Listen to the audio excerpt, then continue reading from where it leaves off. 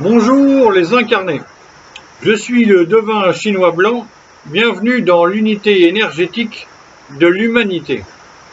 Aujourd'hui je continue l'initiation à la divination avec le texte des traits et l'étude du deuxième trait de l'énergie 61, authenticité.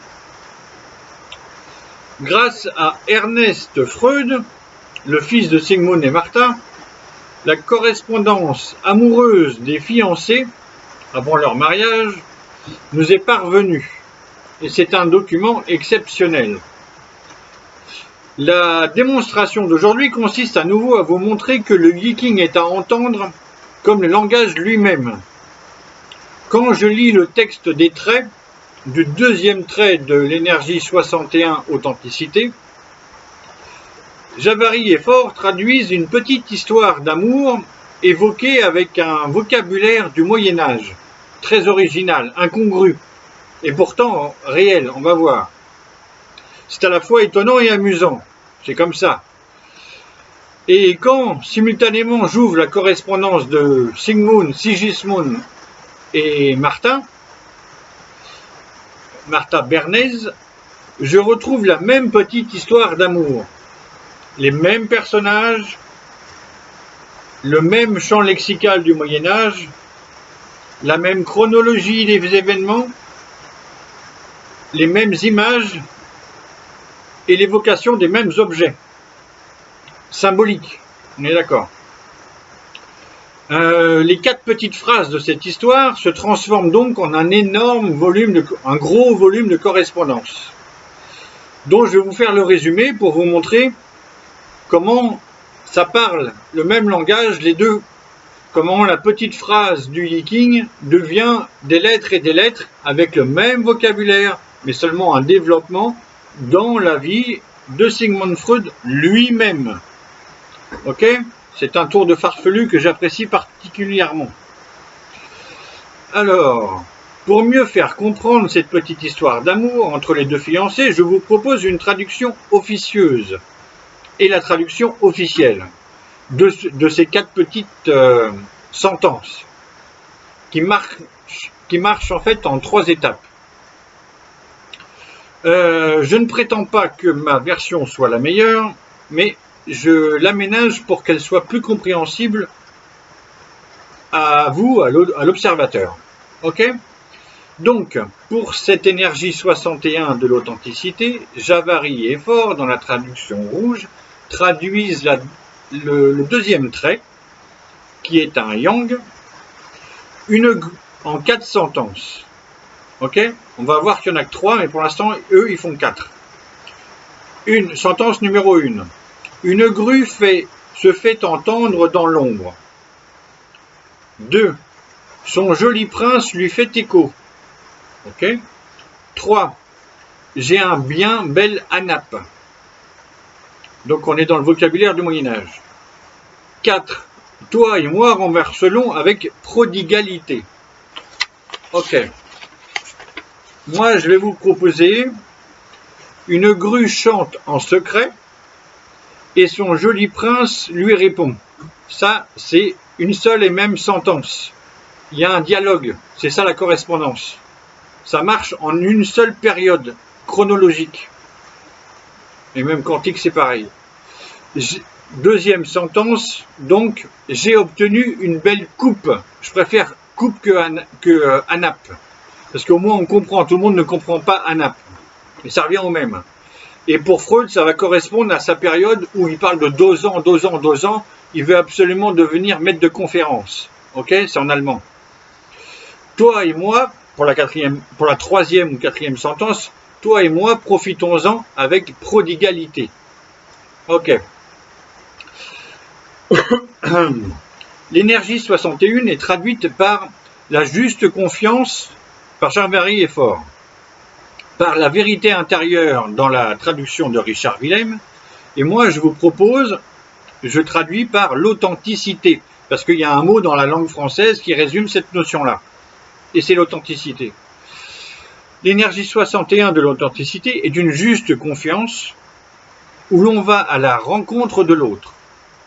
une situation de confiance en soi et en l'autre, où la force d'un cœur vide de préjugés, ce sont les deux yin. Ah, j'ai pas amené la figure, dommage. Yin de préjugés permet une attitude juste et centrée, rendant possible l'échange. Cette énergie 61 de l'authenticité est composée en bas de l'élément de la brume, la joie. Freud est un joyeux. Et en haut de l'élément du vent. Freud se modèle à la réalité, il s'adapte. Modelé. Quand on observe le dessin des 6 traits, on voit une figure géométrique et équilibrée avec 2 yang en bas, 2 yang en haut et 2 yin au milieu. Donc on a une figure géométrique équilibrée. Et c'est cet équilibre énergétique qui donne toute sa caractéristique à cette énergie de l'authenticité, 61 de l'authenticité. C'est pourquoi dans l'étude de l'idéogramme qui permet de nommer l'authenticité, l'idéogramme Zong en chinois, qui rappelle le tir à l'arc où il y a une flèche dans la cible, slatch, qui va au centre, au milieu de la cible, tout le vocabulaire pour nommer Zong, qui correspond donc à cette énergie 61 de l'authenticité, c'est le milieu, le centre, central, le milieu juste, la juste mesure, équilibré, le cœur humain, la vérité intérieure. Voilà. Ça va être très long, donc je ne peux pas tout développer d'un coup. D'ailleurs, grâce à l'étude de l'idéogramme, comme on l'a déjà vu avec les contemplations d'Hugo, je vous l'ai montré exprès, on constate que chaque hexagramme a son propre champ lexical et son vocabulaire. Sa grammaire, on peut aller jusqu'à sa grammaire, ça marche, mais bon, après pour trouver les exemples, c'est plus compliqué et fastidieux. Que l'on retrouve dans la voix, donc, tout ce vocabulaire, ce champ lexical se retrouve dans la voix et sous la plume de la personne. Aujourd'hui, ça va être Freud, ok ? À présent, je vais vous lire le résumé des centaines de pages de cette correspondance amoureuse entre Sigmund Freud et Martha Bernays, en pensant qu'il en existe des millions de traits comparables. Ok ? C'est juste que ce document est exceptionnel et nous permet de montrer comment ça marche. Aussi, ai-je choisi cette correspondance des futurs époux Freud parce qu'elle est un document qui a toute une histoire. Il n'aurait pas dû être là. Freud n'en voulait pas. C'est Ernest, le fils, qui a subtilisé le truc. Probablement avec l'accord de sa mère qui est morte à 90 ans, comme le symbolise la grue, une longévité.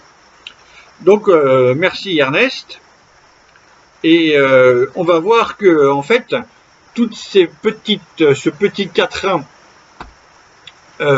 qui est inscrit dans le Yiking trouve son développement sur des centaines de pages, mais se reformule de page en page, avec les mêmes mots et avec d'autres mots. Mais on retrouve exactement les mêmes mots dans la bouche de Freud et sous la plume de Freud. Okay ?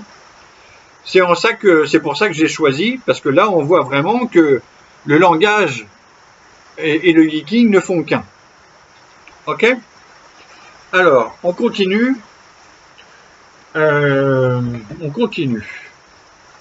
Je vais vous faire une longue lecture. Ça peut durer 1 heure. J'ai pas chronométré, je sais pas. Ok ? Les 17 idéogrammes de cette histoire d'amour s'articulent en 3 étapes. Ça, je vous l'ai dit tout à l'heure. La première, où la grue chante dans l'ombre ou en secret, et son jeune prince lui répond.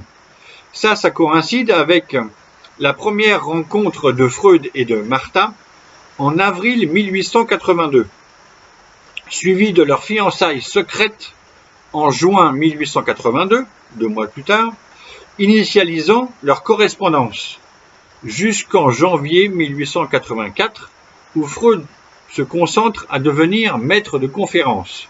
Il y aura la deuxième étape. La seconde étape, la deuxième étape, j'ai acquis une belle coupe, représente la période où Freud devient dosant, maître de conférence, en janvier 1884, jusqu'à leur mariage, le 14 septembre 1886. La troisième étape, ensemble, jouissons-en, profitons-en avec prodigalité, illustre la période depuis leur mariage jusqu'à la naissance de leurs 6 enfants et la naissance de la petite dernière, Anna Freud, qui naît en décembre 1895. Et ce n'est juste qu'après ça, qu'après la naissance d'Anna, que Freud va trouver le mot psychanalyse. Donc là, on parle du Freud d'avant la psychanalyse. Ok. D'avril 1882 à décembre 1895, il y a un hexagramme dérivé. Je ne vous ai pas encore parlé de cette étude de l'hexagramme dérivé, mais là c'est l'exemple où je peux vous en parler pour la première fois. C'est une notion qui est très difficile à comprendre et vu que je profite de ce développement de la correspondance de Freud pour vous montrer à quel point c'est présent. Alors, je vous donne que des notions. On ne pourra pas faire le tour de l'hexagramme dérivé aujourd'hui. L'hexagramme dérivé, c'est l'étude d'un trait, d'un des 384 traits. On choisit un trait et en fait on se rend compte qu'à l'opposé de ce trait, l'autre côté des 384, il y a son opposé qui agit dans une ombre agissante. C'est une subtilité très difficile à sentir, ressentir. Je pense que c'est très féminin en même temps, mais c'est une ombre qui agit. Ok? Donc là, la force de cet hexagramme dérivé s'appelle 42 augmenté. C'est l'hexagramme 42 augmenté. C'est un moment de bouillonnement et de montée en puissance qui accroît les potentiels et offre l'opportunité de réaménagement des forces en présence. Donc, tout au long de cette correspondance, en arrière-plan, on va constater que Freud est dans un bouillonnement très stimulant. Il y a sa rencontre avec Charcot à Paris, qu'il admire. Il admire tellement qu'il va donner le nom de Jean Martin à son fils aîné en 1889. Monter en puissance, c'est aussi son choix de neurologue jusqu'à l'ambition d'être maître de conférence, de dépasser ses profs et maîtres, Meiner, Burke, Breuer, et d'égaler Charcot. Pourquoi pas le dépasser un jour? Accroître les potentiels, Freud se ressource avec quelques visites et sa correspondance quasi quotidienne avec sa régénérante fiancée Martha, véritable source de sa motivation et de son courage au travail en cette période. Opportunité de réaménagement des forces en présence, c'est son choix de neurologue jusqu'à maître de conférence et de la rencontre et la traduction de Charcot, de son amitié et de son travail avec Breuer, jusqu'à son installation à Vienne comme neurologue d'une clientèle privée. Bref, l'hexagramme dérivé 42 augmenté est donc significatif de toute cette aspiration amoureuse, de l'ascension professionnelle, de l'ambition sociale et financière de Sigmund Freud. Il ne faut pas oublier qu'il fait beaucoup de promesses financières, on va revenir là-dessus, à Martha, parce que sans l'argent, ils ne peuvent pas se marier, ils restent fiancés ad vitam aeternam, donc Freud va faire payer très cher ses séances dès qu'il pourra. Ok? Et plus sa notoriété grandira, plus ce sera cher. C'est une des thématiques. Ok. Donc, on va prendre maintenant une grue chante dans l'ombre ou en secret. C'est Martha Bernays. Elle est issue d'une famille juive traditionnelle de parents lettrés, née le 16 juillet 1861 à Wandsbek, en Allemagne du Nord. Ok? En Allemagne du Nord. Elle a 18 ans lorsque son père décède d'une crise cardiaque. Alors son frère Elie, qui par la suite épousera Anna, la sœur de Freud, devient chef de famille et déconseille à Martha d'épouser un homme riche et âgé dont elle n'est pas éprise. Martha a aussi une sœur, Mina, qui après le décès de son fiancé, vivra avec la famille nombreuse de Martha et Sigmund. Ok, bon, c'est comme ça que ça se passe à Vienne, chez les Juifs, à cette époque-là. Les familles Freud et Bernays se connaissent déjà. En commun, elles ont d'être juives et cultivées, ainsi qu'un père de famille venu tenter sa chance à Vienne. Un soir d'avril 1882, les sœurs Freud invitent les sœurs Bernays à la maison. Lorsque Sigmund rentre du travail, Au lieu d'aller directement dans sa chambre bureau, comme il l'appelle, comme à son habitude tous les jours, son attention est captivée par Martha. Il se joint au groupe et Sigmund est déjà sous le charme de Martha. Né en 1856, le 6 mai 1856, en Moravie, Sigmund Freud aura 26 ans dans un mois. Donc il y a un petit décalage d'âge entre Martha et Sigmund, dont le vrai prénom est Sigismund. Ok. À bien observer la photo, je passe. Le symbole de la grue en Chine est bien connu. C'est surtout sa longévité. Je développe pas trop, ça va être long pour rien. Mais Martha vivra jusqu'à 90 ans, et Freud va s'éteindre en 39, donc, en Angleterre, et puis Martha vivra encore. Ça explique certainement pourquoi le document de cette correspondance est parvenu jusqu'à nous. C'est qu'il y a un décalage, elle n'est pas partie en même temps que lui. Donc, après cette première rencontre, d'avril 1882, pendant quelques semaines, Sigmund réalise la profonde sincérité de ses sentiments avant de s'engager et de les déclarer à Martha. Il ne lui est pas envisageable d'agir à la légère avec Martha. Il semble que Sigmund n'a plus été amoureux depuis l'épisode Fluss, 10 ans auparavant, et qu'il a peut-être déjà connu quelques femmes, mais qu'il méconnaît encore beaucoup le féminin. De plus en plus certain de ses sentiments amoureux, début du bouillonnement, donc, de l'hexagramme dérivé 42 augmenté, Sigmund envoie chaque jour à Martha une rose rouge avec un petit mot tiré d'une langue étrangère connue d'eux seuls.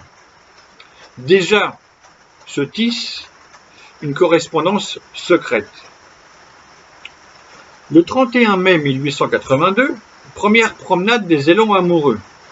Tient-elle à moi autant que je tiens à elle, se demande Sigmund dans son journal.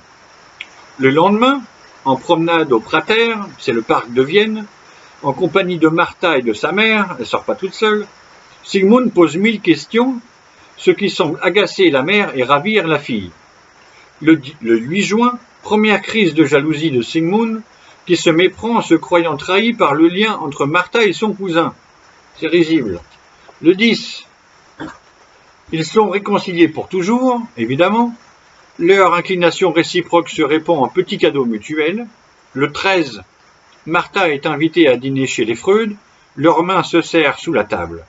Le soir du 15 juin 1882, après qu'ils se soient vus la journée, Sigmund écrit la première lettre de leur correspondance amoureuse.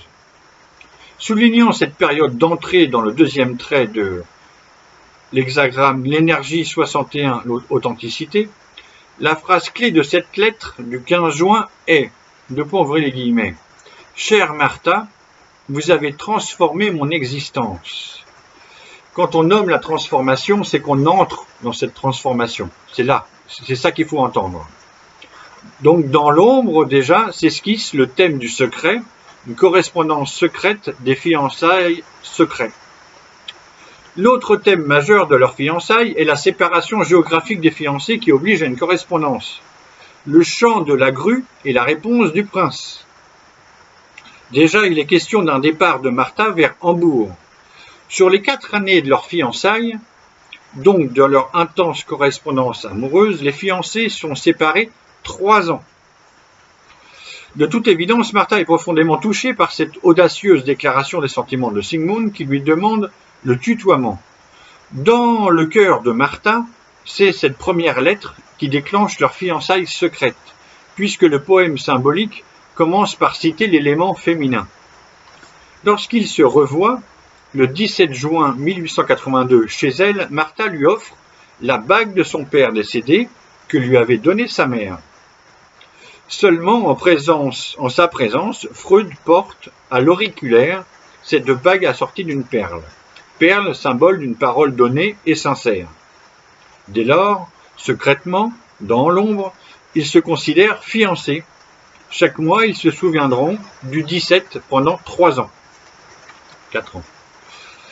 Ce 18 juin 1882, Freud n'a de cesse d'embrasser sa fiancée, qui part pour Wandsbek le lendemain. Donc la maman bernaise écarte ses filles pour les préserver. Martha lui a offert un petit portrait d'elle dans une petite boîte et voilà, le petit trésor. Dans la lettre du 19 juin 1882, Freud ressent toute la grandeur de son amour. Il est dans un enchantement amoureux, un fantasme onirique, dit-il. Secrètement, il contemple sa photo pendant des heures. Il réalise que Martha est mienne, mais patience, patience, je ne suis qu'un signe, une ombre jetée sur le papier. Ensuite, il y a ce passage significatif du poème symbolique où Sigmund a le vague souvenir d'un roman de Goethe, qu'il relit pour l'occasion, l'histoire d'un homme qui emmenait sa bien-aimée dans une petite boîte. Pour le bouillonnant, Goethe c'est le plus grand écrivain allemand, et vu que Freud est viennois autrichien, mais il est de langue allemande, donc c'est la même langue. Ok. C'est évident. Pour le bouillonnement, Freud qui se revendique déjà très exclusif. Martha, qui est aussi pleine d'une généreuse confiance, a renforcé sa foi en sa propre valeur, lui a donné un nouvel espoir et une nouvelle force pour travailler. C'est la force de l'hexagramme dérivé 42 augmenté. Je vais le souligner de temps en temps au passage, mais je ne peux pas le souligner sans arrêt, ça serait trop lourd. Mais la présence est là, non-stop. C'est une présence cachée et agissante. Le 27 juin 1882, Sigmund appelle Martha, son Altesse, et écrit « Je connais un beau poème que je vis moi-même ». C'est là où le Yiking, c'est magique.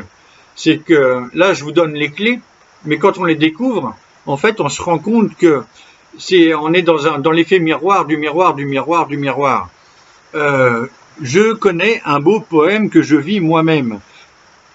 Freud ne connaît pas ce qu'il y a écrit dans le Yiking, mais il est dedans, pareil qu'il le sache ou qu'il ne le sache pas. Je vous l'ai dit, qu'on le veuille pas, c'est pareil.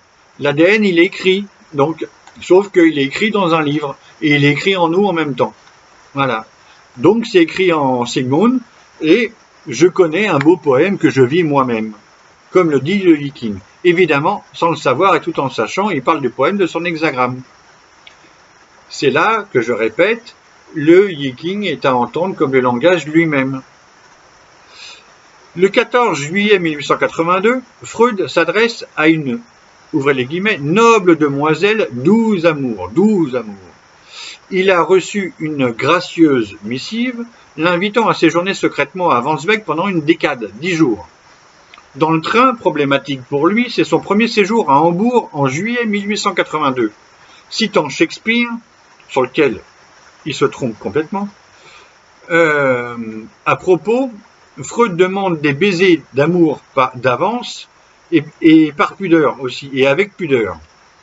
Alors il emploie le vouvoiement dans une métaphore princière et poursuit, ouvrez les guillemets. Oh, quel misérable style épistolaire! Et un peu plus loin, je me suis donné l'impression d'être un paladin partant en pèlerinage vers la princesse bien-aimée qui est retenue enfermée par son oncle. Donc là, il s'invente une histoire, mais comme par hasard, qui n'est pas le hasard, là, qui est le sens, au contraire, je vous montre le sens vivant. Il emploie la métaphore du Moyen-Âge et chevaleresque en même temps. Celle, donc, du texte qui est inscrit dans le Yiking. On est d'accord. Le 23 juillet 1882, Freud est à Hambourg. Il a vu et embrassé Martha. C'est la lettre bien connue du vieux juif, où Freud, qui se fait passer pour un autre, a commandé un papier à lettres exclusif avec les majuscules de leur prénom. Il croit faire son tour à plus vieux que lui. Le 14 août, depuis Vienne, une autre thématique s'énonce. « Dès que je serai riche, écrit-il, est la condition de leur futur mariage. L'amour continue de s'écrire comme un conte de fées avec un tapis magique, avec des chevaux ailés, jante de fées, bonnet magique et formule magique. De la pensée magique, monsieur Freud, en somme. Bon, on continue. Donc, toute cette thématique de quand je serai riche, dès que je serai riche, c'est aussi la thématique de l'hexagramme dérivé 42 augmenté. Augmenté. Dans augmenté, il y a cette notion de l'argent. D'accord? Je développe pas, c'est trop long. 3 jours après, se languissant d'impatience de la revoir, le sujet est de, ouvrez les guillemets, transformer en réalité l'union à laquelle nous aspirons tous les deux. Le lendemain, Freud ouvre sa lettre en citant un poème de Goethe, L'Amante, où les amoureux sont contraints de s'écrire. Le thème principal de cette lettre est la pauvreté, cette réalité qui rendra leur fiançailles interminables, la pauvreté comme défi à relever du chevalier. Le 25 septembre 1882, les fiancés sont à Vienne. Freud, ouvrez les guillemets. À partir du moment où nous avons conclu notre alliance, qui est une autre traduction de cette énergie 61, tu le sais, nous avons dû tous les deux nous transformer un peu afin d'être l'un pour l'autre ce que nous voulions devenir. Voilà. Freud, qui a quitté le grand professeur Bruck pour des raisons financières, est médecin aspirant à l'hôpital de Vienne depuis le 31 juillet 1882. Il n'est pas encore fixé sur sa spécialité, il parle de dermatologie et d'Angleterre. Dans cette lettre du 5 octobre 1882, où il narre sa rencontre du professeur Nofnagel, Sigmund transpire d'ambition, d'envie d'une telle maison, d'un tel bureau, d'une même bibliothèque, d'une telle nichée prometteuse d'une famille. Ok. Après le départ de Martha, la vie professionnelle de Freud se détermine. En mai 1883, il devient l'assistant de Meiner, un neurologue réputé, directeur d'une clinique psychiatrique. Faisant suite à sa discussion avec Breuer, la lettre à Martha du 13 juillet 1883 parle du cas d'Anna O, que Martha connaît sous son vrai nom. Ce cas est considéré comme le premier cas de psychanalyse en germe, effectué par Breuer. En septembre 1883, Freud décide de se spécialiser en neurologie. Il effectue des travaux de recherche sur la moelle en 1885. Déjà, le 3 juillet 1883, Freud appelle Martha sa petite princesse. Okay? Les mêmes mots que dans le poème. Le 22 août, il répète 3 fois petite princesse à la fin de sa lettre. Sigmund lit Don Quichotte de Cervantes avec les illustrations de Gustave Doré en riant comme un fou. Il adore cet humour-là. Le lendemain, pour la première fois, Freud titre sa lettre « Ma petite princesse » et répète encore plusieurs fois « petite princesse », accompagné de courage, significatif de la ténacité profitable du jugement. J'en ai pas parlé, je développe pas. Puis l'étude du jugement. Puis il reprend la lecture de Don Quichotte. Manifestement, la ruine du romantisme de la chevalerie amuse Freud profondément. Le 28 août 1883, Freud a repris du courage dans sa détermination. Ouvrez les guillemets. Quelle bénédiction que le travail! Il emploie le mot introspection et cite Goethe, prêt à traverser le grand fleuve de la vie, celui qui figure dans le jugement de son hexagramme. Dans cette lettre, d'un courage retrouvé pour vaincre sa pauvreté, le fidèle serviteur Sigmund conclut par 12 petites princesses. Voilà. Le lendemain, Freud écrit une lettre d'une densité morale très intense. En développant la psychologie de l'homme du commun, il élève leur amour dans la supériorité morale des fiancés injustement pauvres. En répétant 2 fois princesse et en écrivant « Je suis tout à fait prêt à me soumettre à la tutelle de ma princesse », le chevalier, servant, rappelle aussi sa tendance à la tyrannie et à la soumission. C'est lui, c'est pas moi. Freud a été malade quelques jours. Le 4 septembre 1883, on comprend que sa lettre précédente était symptomatique d'une fatigue nerveuse. Il parle d'ailleurs d'éviter de mettre mon système nerveux en danger et formule le projet d'un petit voyage de convalescence à Baden-Baden, déjà ville de repos. Le 8 septembre 1883, Freud s'amuse à reprendre sa métaphore chevaleresque, celle qui est inscrite dans le Viking. Malgré quelques passages qu'il juge osés, il a donné à lire Cervantes à Martha. C'est une révolution.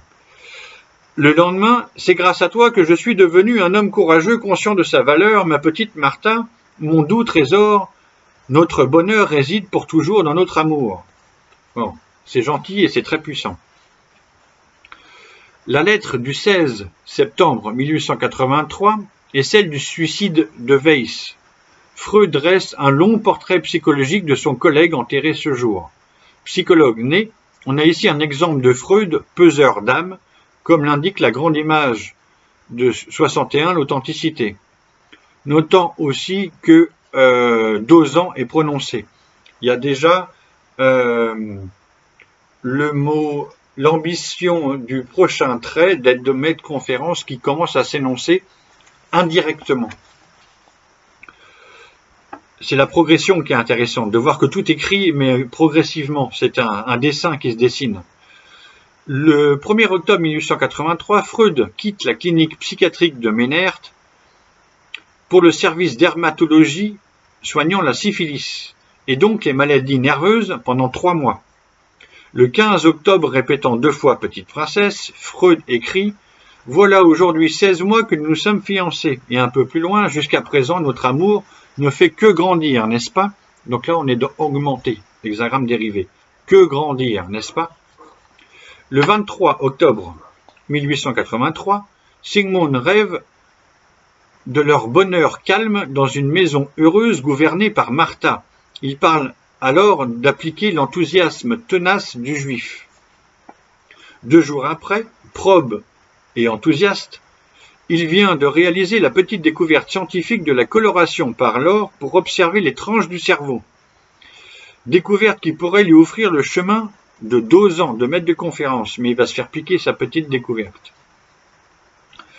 Le 15 novembre 1883, pour la première fois, Freud titre sa lettre « Ma douce petite princesse ». Ce titre demeurera désormais le tien.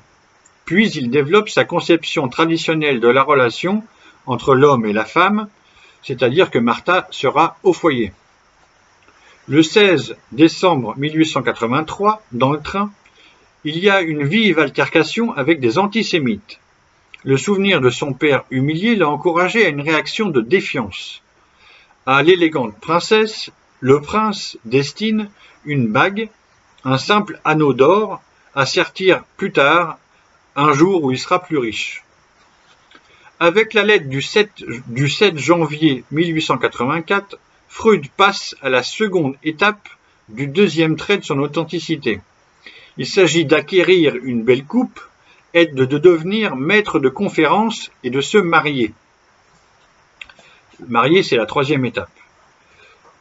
Depuis le 1er janvier 1884, il a changé de service pour la neurologie où il a commencé l'étude d'un cas de maladie nerveuse. Le début d'une nouvelle ère, écrit-il, avec un point d'exclamation. C'est une sorte de journal qu'ils se sont promis d'écrire tour à tour. Sigmund développe sa chronique du jour et promet à sa princesse établie un bracelet en or en forme de serpent, dit qu'il aura réussi à devenir maître de conférence et à gagner davantage d'argent. Le 10 janvier 1884, Freud parle encore de la famille H, dont il s'inspirera pour prénommer ses filles Sophie et Anna. Le 16, dans la jungle concurrentielle des scientifiques, une découverte s'est volatilisée, la sienne sur l'or. Le neurologue s'interroge sur l'hérédité des maladies nerveuses. C'est un thème majeur qu'il faudra dépasser et c'est une thématique très importante sur le plan scientifique à cette époque. Il faut se rappeler que Freud a lu tout Darwin et que cette thématique est présente déjà chez Darwin. Je ne développe pas, c'est trop long. Le 18, donc on est en janvier 84, Freud a suivi un cas de maladie nerveuse jusqu'à la mort. Le 28, il a fini d'écrire son premier cas clinique de maladie nerveuse. La vie est dure, mais le travail est ma drogue. Ténacité profitable, celle qui est dans le jugement, c'est-à-dire la partie de l'étude du jugement dans son énergie 61, authenticité.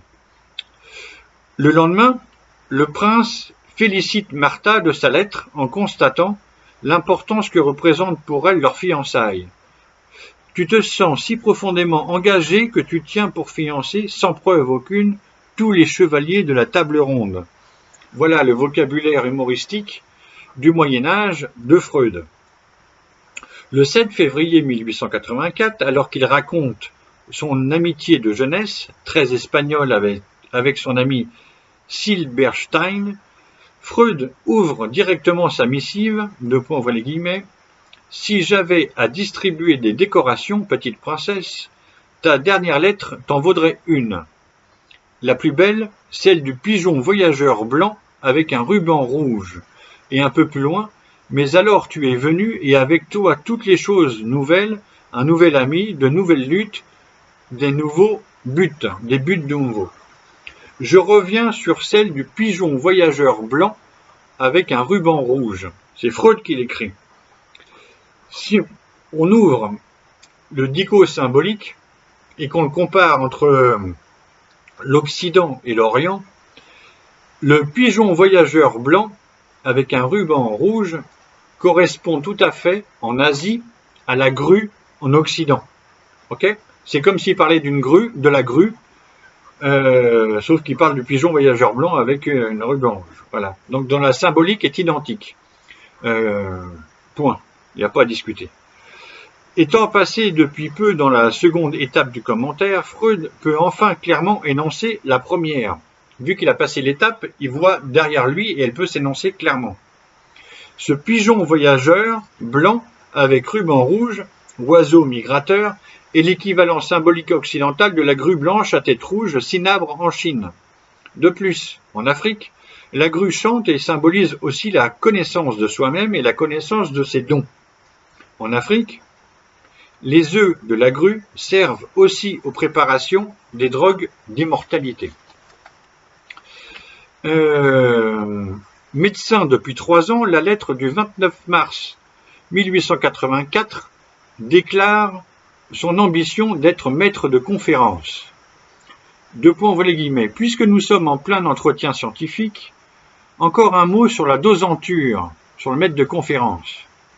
Ce titre me donne droit à aucune rémunération, mais il procure 2 sortes d'avantages. D'abord, le droit de faire des cours, ce qui est en même temps l'unique obligation, s'ils sont bien fréquentés, et cela dépend de tant de choses.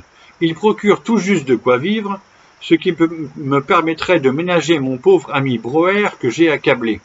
Deuxièmement, le dosant, le maître de conférence, accède à un niveau social plus élevé dans le monde médical comme dans le monde public.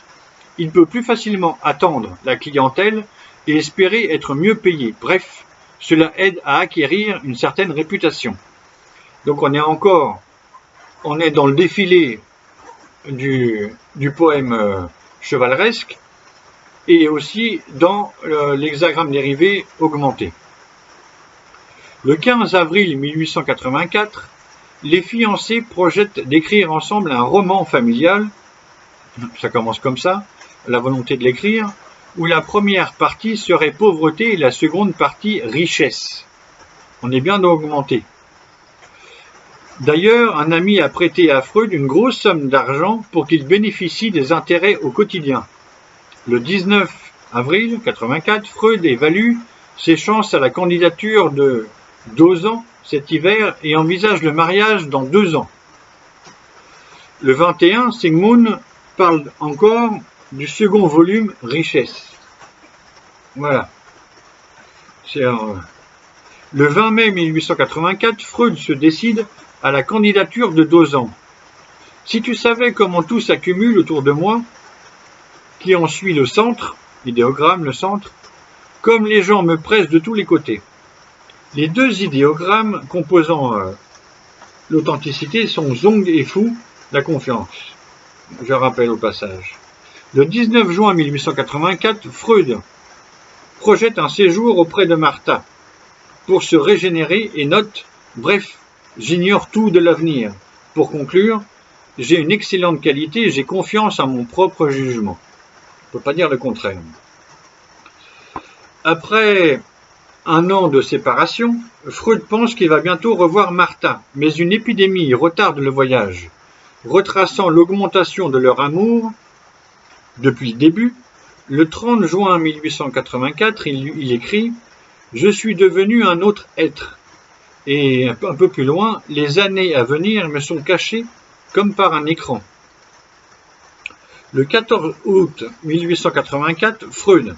Je suis remonté comme une horloge jusqu'au 1er septembre, puis je m'arrêterai. J'espère qu'alors le voyage pour aller voir ma charmante petite princesse me mettra en mouvement. Après quelques semaines auprès de Martha, en septembre 1884, le 30, il lui écrit toute sa gratitude de s'être ressourcé. En cette fin d'année 1884, Freud est encore monté en grade dans l'équipe médicale, et le 17 novembre, il est heureux d'être responsable de 6 élèves docteurs. Il reprend la métaphore chevaleresque de Don Quichotte. En janvier 1885, Freud s'engage officiellement à devenir privat dosant, maître de conférence en neuropathologie.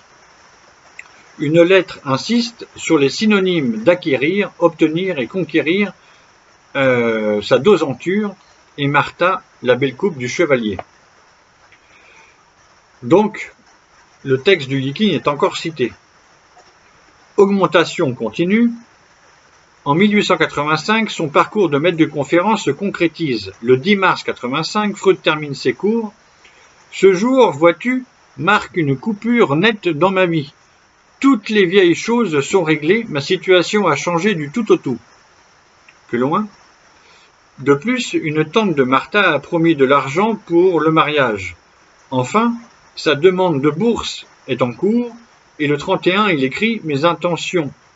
À l'heure actuelle, tu les connais, aller à Paris via Wandsbek pour te voir. »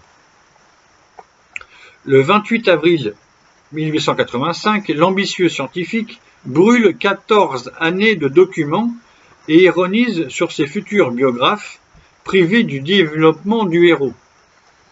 Freud écrit « Tout ce qui a fait partie du passé, qui a précédé le grand tournant de ma vie, notre amour et le choix que j'ai fait de ma profession, est mort depuis longtemps et ne doit pas être privé du funérailles honorable. » Il brûle tout, sauf que cette correspondance nous est parvenue pour mieux comprendre ce qui s'est passé. Le lendemain, il faut le dire autrement, je ne sais pas si j'aurai l'occasion de le dire après, c'est important de comprendre dans cette histoire du fiancé Freud que Freud est un joyeux qui a réussi sa vie de famille. Et c'est ça qui va permettre à Freud de scruter l'âme humaine encore de façon positive. Voilà, c'est une notion importante. Le lendemain, Sigmund Freud a sa très estimée petite princesse. Nous marierons-nous au mois d'août quand j'aurai ma dosanture. Qu'en dis-tu? Le 7 mai, il propose la date symbolique du 17 juin 1887. Le 12, Martha consent à cette date d'anniversaire. Ça va pas se passer comme ça. Le 17 mai 1885, amoureux et ambition, Freud. Je me complais à résoudre les énigmes de la structure du cerveau. Oui. Je crois que l'anatomie du cerveau est la seule rivale véritable que tu aies jamais eue et que tu auras jamais. Structure du cerveau. Bon, il croit à ça. Le 26, et il y en a qui croient encore. Le 26, anxieux quant à l'attribution de sa bourse de voyage, Freud en a fait des rêves et des cauchemars. S'interroge sur l'interprétation des rêves. sans exclure intuitivement le prémonitoire. On sait la place du rêve prémonitoire chez Freud par la suite. À Martha, Sigmund raconte quelques contenus de rêves sombres. En juin, Freud travaille dans un sanatorium pendant 3 semaines près de Vienne. Le 9, il réitère son amour à Martha. Grâce à elle, il a retrouvé toute sa confiance en lui. Leur amour n'a fait que croître et s'épanouir. C'est le sens augmenté. D'ailleurs, il commence un second album photo des amoureux. Professionnellement, Freud se prépare à accueillir une clientèle, notamment grâce au traitement électrique. Je développe pas. L'idée de se spécialiser aussi dans les maladies nerveuses infantiles s'énonce. Freud rêve toutes les nuits de cette bourse. Le rêve est déjà devenu un désir à satisfaire et à réaliser. Ce sera sa définition du rêve officielle. Le 20 juin 1885, Freud obtient le titre de docent, maître de conférence, et sa bourse de voyage. Coup de chance, s'écrie-t-il. Sa joie inonde la lettre. Petite princesse, ma petite princesse, oh comme je serai beau, beau qui entre en écho avec Joli Prince, on est d'accord. Je vais venir avec de l'argent, je resterai très longtemps et je t'apporterai quelque chose de beau. Ensuite, je partirai pour Paris, je deviendrai un grand savant et je reviendrai à Vienne, paré d'une énorme auréole, et nous nous marierons aussitôt et je guérirai tous les malades nerveux incurables, et tu me conserveras en bonne santé et je t'embrasserai sans cesse jusqu'à ce que tu sois forte, gaie et heureuse. Et il recite son proverbe, et s'ils ne sont pas morts, ils continueront à vivre. Voilà, il est dans une joie incommensurable qu'il partage avec son amoureuse. À la veille de son oral, Freud s'avoue superstitieux et s'interroge sur les présages. Sa première rencontre de Martha était-elle un présage? Il y a de quoi c'est demandé. Jusqu'où c'est écrit? Qu'est-ce qui est écrit? Comment c'est écrit? Comment c'est possible que ce soit écrit? Où est-ce que c'est écrit? Dans notre ADN, dans le Yeking. Ce 27 juin 1887, sa leçon probatoire terminée, il s'exprime « Ce n'est vraiment qu'à partir d'aujourd'hui que je dois être considéré comme un vrai docent, maître de conférence. » En août 1885, la police viennoise doit vérifier la dignité de sa docenture. Freud ironise avec la métaphore princière de son noble titre. Mais il est encore obligé d'emprunter de l'argent à ses amis avant le versement de la bourse prévu en octobre. En septembre, il ne pourra même pas effectuer le cadeau qu'il voulait à Martha. Le 5 septembre 1885, le ministre a officiellement ratifié sa docenture. Freud est maître de conférence en neuropathologie. De début septembre à la mi-octobre 1885, Sigmund Freud visite Martha à Wandsbek. Il arrive à Paris le 13 octobre 1885. Je suis obligé, je vais le faire juste après. Le 19 octobre 1885, Freud visite les antiquités du Louvre, parle du Sphinx et des rêves, prononce les synonymes véritables et authentiques, achève sa missive sur le grand bienfait de son séjour à Wandsbek. Il était heureux de voir son amoureuse. Le 21, c'est sa première rencontre avec Jean-Martin Charcot, le grand neurologue de la Salpêtrière qu'il admire déjà. Il faut savoir qu'à cette époque, Jean-Martin Charcot est le neurologue le plus célèbre de toute l'Europe, réputé à la Salpêtrière dans toute l'Europe, que même qu'il étudie plein de choses dont... ouais, je sais pas comment je développe tout ça. Il étudie plein de maladies et même les réalistes Flaubert et Maupassant viennent parmi les personnalités les plus célèbres assister aux séances de Charcot. Ok, donc c'est ça qui attire Freud aussi chez Charcot. Le 8 novembre, Freud raconte sa sortie au théâtre, le talent de Sarah Bernard. Le 19, il est sous le charme de Notre-Dame de Paris et lit le roman de Notre-Dame de Paris d'Hugo. À propos de ces 3 années de fiançailles, La Grue a écrit qu'elles sont passées comme le vent. Le vent qui est un des 2 éléments de Freud.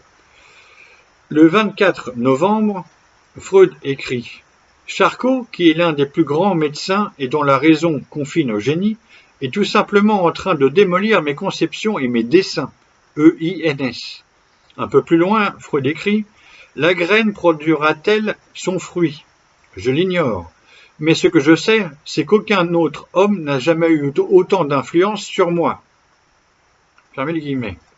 Freud souffre d'épuisement momentané et de migraines à répétition, mais le bouillonnement de l'augmentation continue.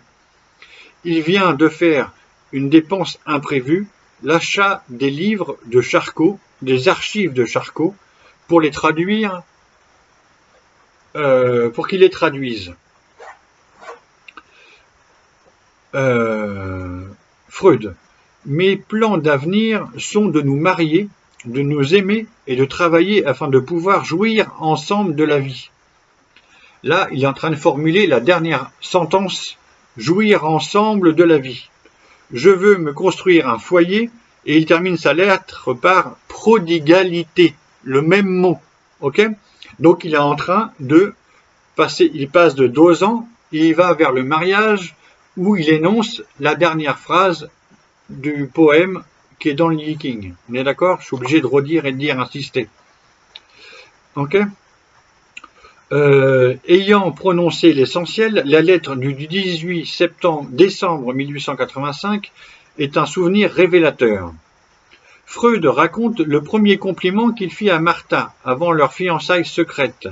Freud, de tes lèvres, t'ai-je dit, tombant des roses et des perles, comme chez la princesse du conte, on ne sait pas ce qui prédominait chez toi, de ta bonté ou de l'intelligence. C'est de là que tu tiens ton nom de petite princesse. Maintenant que je te connais bien, je ne puis que répéter ce compliment, dont je ne faisais alors que pressentir la justesse. J'espère que les choses resteront toujours telles qu'elles sont entre nous. Telles quelles entre nous. Fermez les guillemets. Ce conte poétique amoureux était donc déjà écrit quelque part. Le prince passe la semaine de Noël 1885 avec sa grue à Wansbeck et retourne à Paris. Le 17 janvier 1886, Freud a commencé sa traduction allemande de Charcot. À la Comédie Française, il s'est amusé devant le mariage de Figaro de Beaumarchais.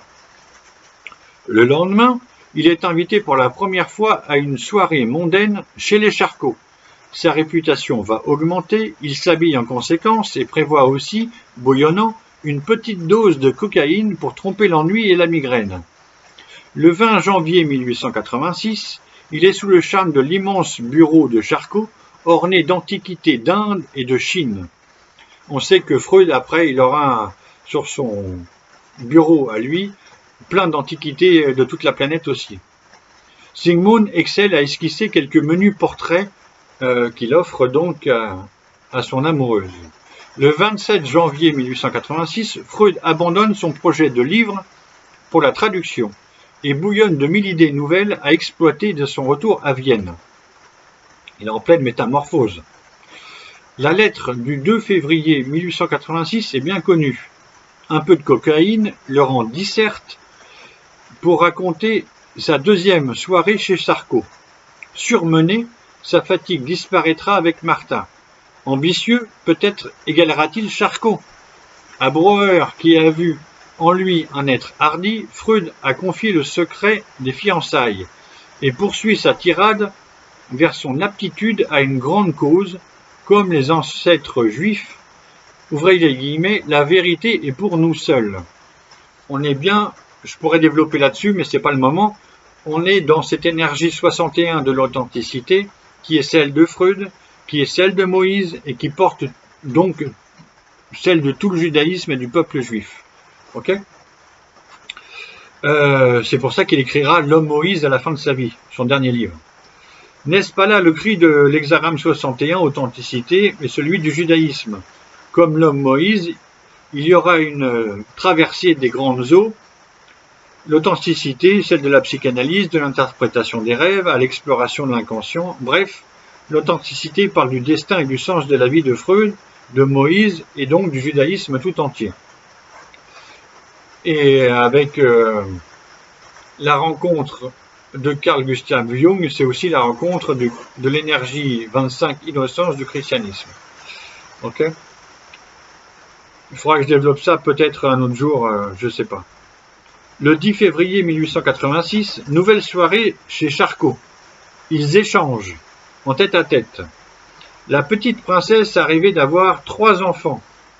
Le 28 février 1886, Freud quitte Paris pour quelques jours à Wandsbek avec Martha. Au premier jour de mars 1886, Freud est à Berlin pour un séjour d'études en pédiatrie auprès d'enfants souffrant de maladies nerveuses. Depuis Berlin, le 10 mars 1886, il est question du bracelet promis à la fiancée d'un dosant, du sort du serpent d'or. Le 19, Freud se languit d'un beau rêve, revoir Martha et peut-être se marier au printemps. Il continue sa traduction de Charcot, il achète un billet de train pour Hambourg. Le 30 mars, Sigmund a revu Martha pendant 2 jours. Depuis Berlin, Freud écrit « Nous entrons dans une nouvelle période, une période heureuse, je l'espère, et qui nous mènera vers notre bonheur. » Il a terminé sa traduction de Charcot, que Charcot trouvera beaucoup trop libre. Il ne s'en vantera pas. À Vienne, le 6 mai 1886 est la lettre de ses 30 ans. Freud écrit « J'ai donc été fêté comme un prince. Leur 4e anniversaire de fiançailles approche, le mariage est la seule chose qui compte, reste à résoudre le problème de l'argent. » À Vienne, Freud a commencé d'exercer sa carrière de neurologue le 25 avril 1886. À Pâques, il a audacieusement publié quelques lignes dans le journal pour annoncer son installation et se construire une clientèle. Le 6 mai 1886, sa clientèle est de 5 malades dont 2 offerts par Breuer.